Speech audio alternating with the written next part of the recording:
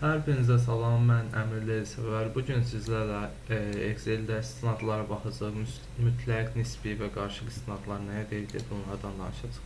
Gəlin başlayaq. Bura biraz rəqəmlərlə dolduraq, ədədlərlə.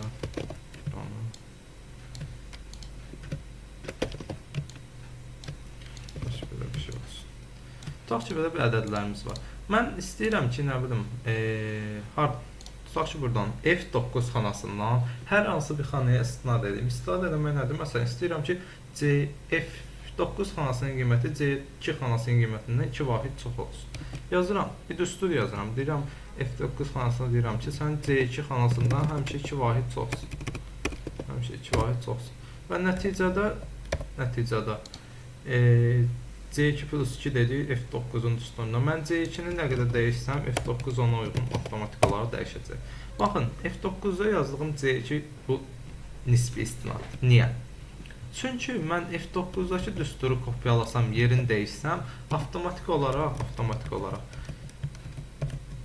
istinad da dəyişəcək. Fikir verin, burada C2 idi, burada oldu D1. Niyə belə oldu? Çünki mən bir sətr yuxarı qalxdım, yəni bir sətr geriyə getdim, bir sütunda sağa getdim, bir sütun artırdım. Düstur da avtomatik olaraq bir sətr geriyə, S sütundur, sütun getdi sağa, S-dən gedəcək D-yə, olacaq D. Sətr olaraq dala olacaq D1. Fikir verin, D1 plus 2. 2 sabit ədəddir, onun heç bir qarşılacağı yoxdur. Bu hissə bizim üçün dəyişdi. Bunu hara atsam, nə etsəm, yenə ona uyğun dəyişəcək. Bu bizim üçün nisbi istinaddır, D1 hissəsi. Bunun bir hissəsini mütləqləşdirirəm. Deyirəm, bir dəyişməsin. Dollar işarəsi ilə deyirik bunu. Dedim, bir hissəsi dəyişməsin. Bu oldu ki, bizim üçün qarışıq istinad. Niyə qarışıq istinad? Çünki D dəyişəcək, 1 dəyişməyəcək. Fikir verin, hara atıramsa, belə bir yer ataq. Fikir verin, nə oldu? Yenə 1-ə müraciət edir birinci sətrin. Amma burada D idi, burada keçdi F-ə. Səbəb ondan ibarət ki, 2 sütun sağa keçdim, D-dən də 2 sütun sağa keçəndə F-ə müraciət eləmiş oldum. Nə eləmiş oldum? Qarışıq istinad yaratmış oldum. Bir də var mütləq istinad. Nədir mütləq istinad? Burada gəlirəm, mən F-in də qabağına dollar atıram. Deyirəm ki, isə hara kopyalayıram, atıram, nə edirəm, nə varıram, sənin qiymətin dəyişməyəcək. Uyğun olaraq, yəni sən eyni qalacaqsan. Mütləq, çünki ancaq eyni xanaya istinad edilir. İstinadlara belə də baxa bilərik. Məsələn, bura belə bir şey yazaq. Yəni, samından istifadə edən cəmləyirəm. Nəyi cəmləyirəm? Nə bilim, B2, C2-ni cəmləyirəm. B2, C2 diapazonundakı ədədləri cəmlədim. Diapazon bildirir ki, seçilmiş düzbucaqlı sahədir. Cəmlədim.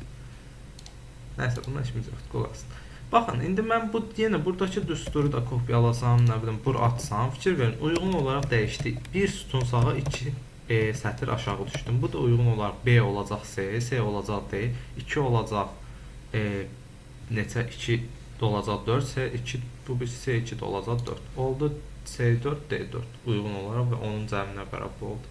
Yenə burada hər hansı bir hissəni mütləqləşdirmək istəyirəmsə, bu formada mütləq eləyə bilərəm. Mütləq istinad, bir dənə də mütləq istinad.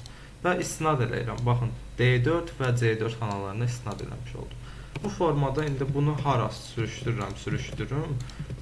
Heç cür mümkün olmayacaq ki, bunlar dəyişsin. Bir də bu istinad söhbətində nəyə diqqət yetirməliyik? Məsələn, tutaq ki, bura belə bir düstur yazılıb. Yazılıb A2 plus 1. Plus 1. Baxın, mən bu düsturu kopyalayıb bir sütun əvvələ və yaxud 2 sətr əvvələ ata bilmərəm. Səbəb ondan ibarətdir ki, mən əgər bunu bura atmağa çalışsam, referans error alacam. Niyə? Çünki A bir sütun əvvələ gedib nə olsun? C-dən B-yə götürdüm, bir sütun əvvələ düsturda dəyişməli, düzdür, yəni istinad dəyişməlidir burada. Yaxşı, bu A-dan bir sütun əvvələ hara getsin və yaxud 2 sətr əvvələ atanda 2 sətr əvvələ buradakı 2 hara geçsin, 0-cı sətr deyə bir anlayış yoxdur axı. Yəni, belə şeylərdə diqqət yetirməliyik, bu tipdə sual qarşımıza çıxa bilər. Amma, belə deyim, mütləqləşdirəndən sonra, mütləq istinad yaradandan sonra hara istəyirəm ki, köçürə bilərəm, çünki onsuz da dəyişməyəcək. Gəlin, buna uyğun bir dənə sual nümunəmizə baxaq. Keçək, test mərkəzinin abituriyentlər üçün hazırlamış olduğu test bankdan bir sual nümunəsinə baxaq. Deyir, D12 xanasına daxil edilmiş SAM belə bir düsturu Y15 xanasına köçürən zaman hansı düstur alınacaq? Əla, gəlin baxaq. D 12-dən köçürür hara Y15-ə. Fikir verin. D-dən Y-yə sütun olaraq +1. Yəni bir vahid artdı. 12-dən 15-ə. Sətr olaraq +3. Sətr olaraq 3 vahid artdı. Düstur da eyni qayda ilə. Heç bir dollar şərti yoxdur. Bütün istinadlar dəyişəcək. Sam öz yerində qaldı.